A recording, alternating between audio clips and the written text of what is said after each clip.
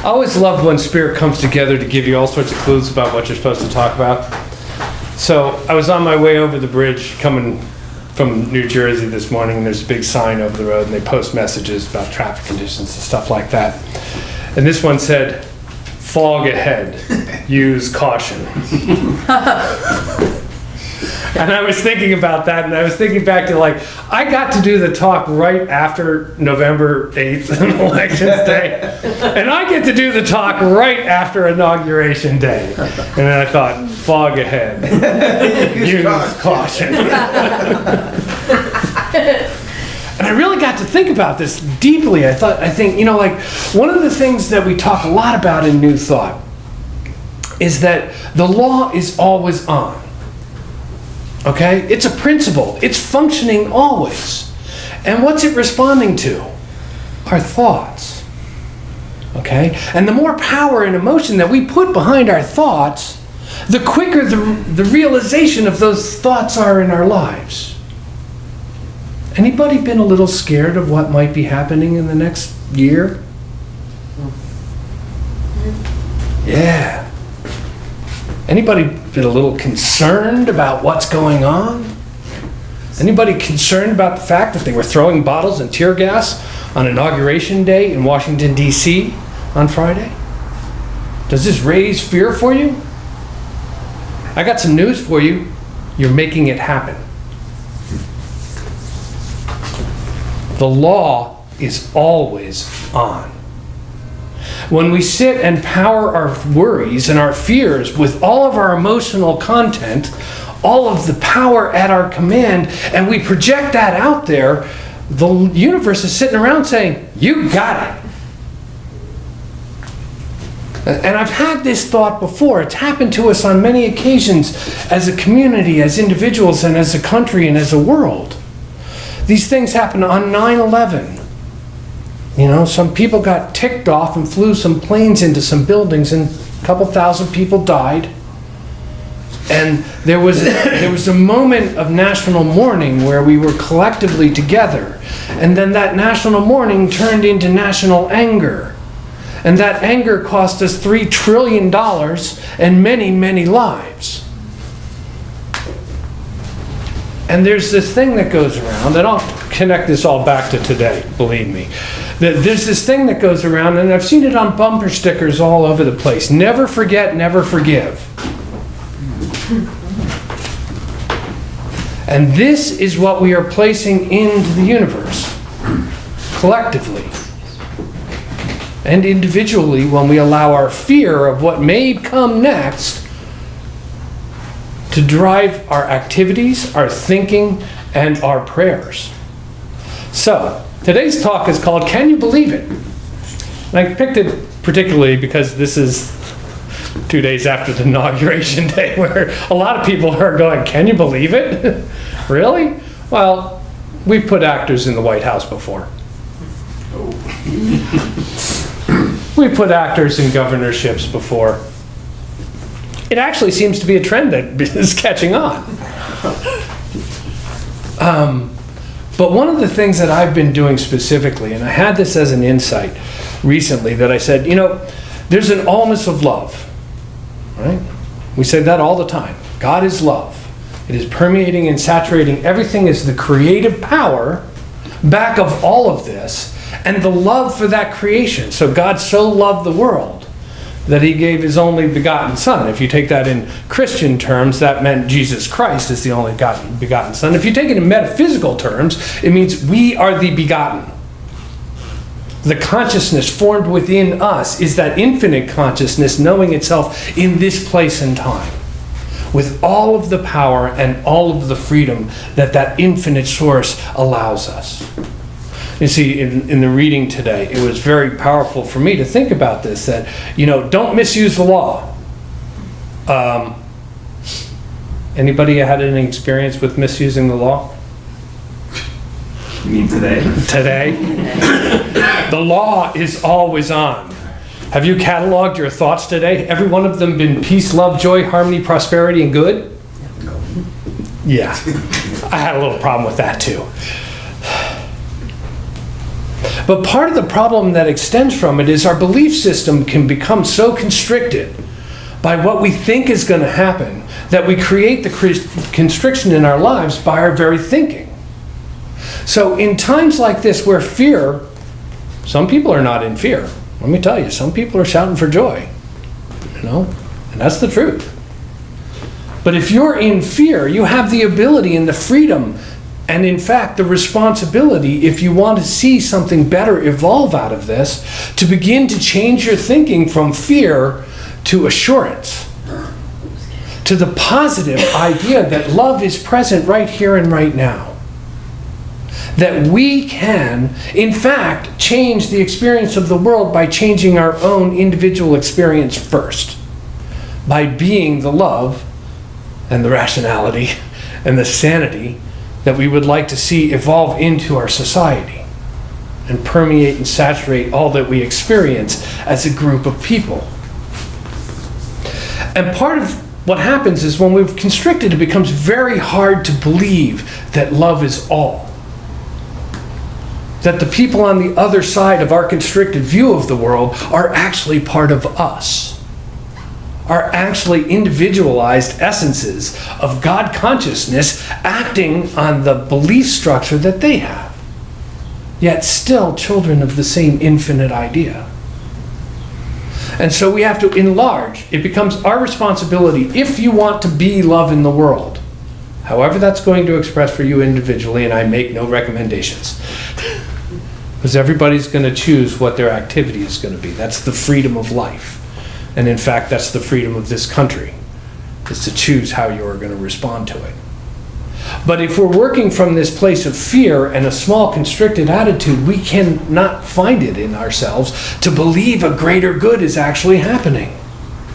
Quite often in systems have to fall apart before a new and better system can be put in its place. That's my hope. That's my try to believe that as well. So I'm going to do a little experiment for you guys, because I like interactives. Because what I'm talking about might go in the ears and out the other ear, but what you experience is actually what you get to experience. So we'd like to say in New Thought that all good is available to us all the time. Right? That God's good is ever present and always waiting for our receptivity to it. So I'm going to ask you to close your eyes for just a second, and we're going to run 3 questions by ourselves and just check your belief meter. You know the one. It's the one where, all of a sudden you go, That's where you know where your level of belief structure is. Okay, so say this to yourself after I say it, in the silence of your mind. I am entitled to a little good. You guys got to read on that one? Usually that one's pretty easy. Yeah, I'm entitled to a little good. Right, here's the next one. I am entitled to a lot of good. Get a little bit of resistance maybe? A lot of good, whatever that is for you. Okay, here's the last one. I am entitled to all of the good. Okay, open your eyes. My resistance meter comes right in between a lot of good and all of my good. That's where my resistance meter comes in. Because what happens for me is my belief structure says that I've been doing this for a long time. I'm a New Thought minister. I've been practicing New Thought. I've watched this work. I have actual proof in my life that practical prayer works. It produces results. Sometimes, like Joe, I forget to use it as the first step of things, but I get better at that as I go along. So I'm pretty used to having good things happen in my life and having, all that I require show up what seems to be miraculously, but it's just the natural working of a natural principle where I set my intention on something. I know that truth behind it that says all good is here and that's mine to accept right now, and it becomes part of my life. But then this all good, life has a way of throwing you things that kind of challenge this all good belief, and it requires me, and I hope you, to enlarge our perspective of what we can believe. So recently I spent a week in the hospital for someone else. Okay? Hospitals are one of those places that challenge my ability to see the God in everyone. Right? It's one of those places that whether I usually don't have a problem seeing the perfection in the God in the people who are in the beds. Right? It's like, okay, this is God, this is good, this is happening now. The spiritual truth of each one of these people is whole and complete. I have no problem seeing that in the nursing staff most of the time. That the nurses are this beautiful emanation of caring love of God in action, working around this. I get into a little problem with some of the physicians. Imagine. Now, this is just my belief structure, because they too are this individualization of an infinite idea who have trained and studied and still can say, I don't know. But everybody's looking to them and saying, don't you know? I need you to know so that I can know, so that I can be at ease and my belief structure can be built around something larger. And that's where that all good difficulty becomes prevalent in my belief system. Because they're people too. And while they've studied and they've trained in all this, they're prone to mistakes just like everybody else. Hopefully a lot less so than us, because they've trained and studied in whatever their area of specialty is. And they have this difficult job, hugely difficult job, of meeting people to tell them what the scientific truth of the person they're treating is. And you may not want to hear that. But their job is not to be the spiritual truth. Their job is to take science as we know it today as far as they can in the medical realm and give us the results of what they can understand from a scientific point of view, from the medical analysis point of view of this is what we know about. And all of them will say, there is so much we don't know just about the human body and the condition. And so I try to take that into my belief structure and say they have studied all this, but they're not looking at the picture I'm looking at, which is that each one of us is whole and complete right now. That the spiritual truth, regardless of what the physical condition is that we are whole and complete. Anybody else had any challenges over the last, 48 hours about believing all of our good is here? Yeah, I thought so. This is life. It's an opportunity to increase our belief structure in the good that's available, because all good has been given. God doesn't have anything left to do. It's done it. Completely. So all of that good is right here and right now, yet it is up to me as a free center of consciousness to recognize the good in everything that I see. And sometimes this is difficult to do because we have preconceptions about, especially those ones that hurt us emotionally, that make us feel powerless, that make us feel as if there are no choices. And sometimes we run across conditions which may seem that way, but there is always a choice in our mentality. We always have the ability to correct our mentality. In essence, the serenity to accept the things we can't change, and the courage to change the things that we can. And that means what I can change is how I'm looking at something and how I'm acting about something. And that goes back to what the reading was saying about how we mix this all together with, is this love? Is this love unfolding through me now? And that can be our guiding light for how we can increase our belief structure. Now, sometimes we get faced with things that are absolutely difficult to go beyond because life has its challenges. Or probably wouldn't be life, and it's probably why we're playing around in this sandbox, is to evolve beyond that. But we can remember always that we don't have to start with the whole ball of wax, right? We all have belief structures we've developed through our whole lives by whatever means you've developed them to however old you are right at this moment. You've created a belief structure. And sometimes you can't just go for the whole belief structure and say, everything's perfect, whole, and complete, and I'm good, right? Because that's not the way I experience life. And I have to make an assumption here. Since I experience it that way, I'm assuming there's some relatable experiences you have to do that as well. That's one of my belief systems, is that there's a commonality of experience. When I expand my belief system, sometimes I have to start small by saying, okay, right now in this moment, I'm breathing, I'm okay. The essence of who I am is an expression of a divine idea, and that divine idea is whole and complete. As an expression of this whole and complete idea, I am entitled, by right of existence, to all of my good. Red alarm, red alarm. All of my good. Okay, I'm entitled to have a good experience in this situation. Red flag, not happening. I'm entitled to be okay within myself about this. Okay. I can believe that one, right? And as I become okay within myself, then I can look at the larger picture and maybe expand just a little bit more.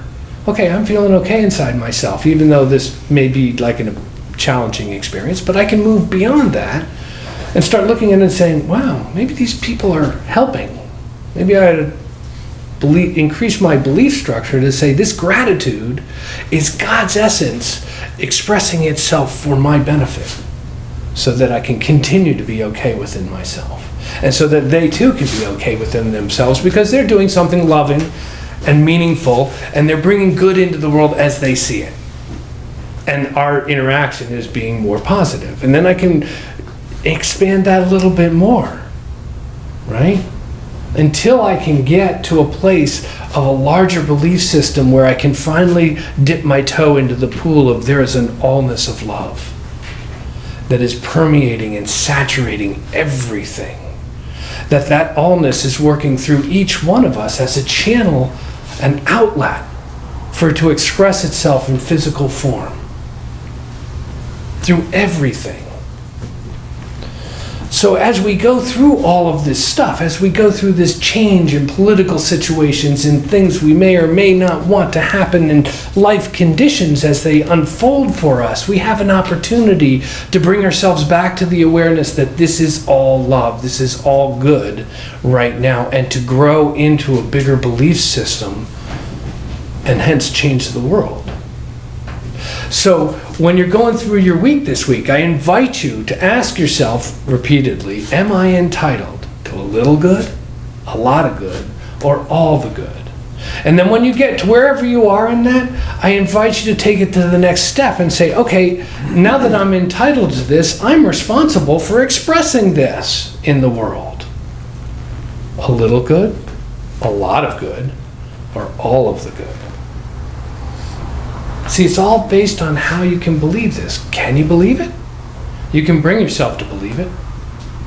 You can bring yourself to believe it and then experiment with it until you have the facts to follow up that says this experiment worked. I can believe that. We're dealing with principles here. They're natural. Everybody can use them. All you got to do is try. And I'd ask you one last favor as you go about your week this week is please pray to recognize that each one of our leaders is an individual expression of a divine idea, acting with all of the wisdom, love, harmony, peace, and joy that is their individual entitlement as an expression of love, that they are acting in wisdom, that they are acting in love. And as we know, putting that into the law has an effect. Right? Bless you all. Namaste.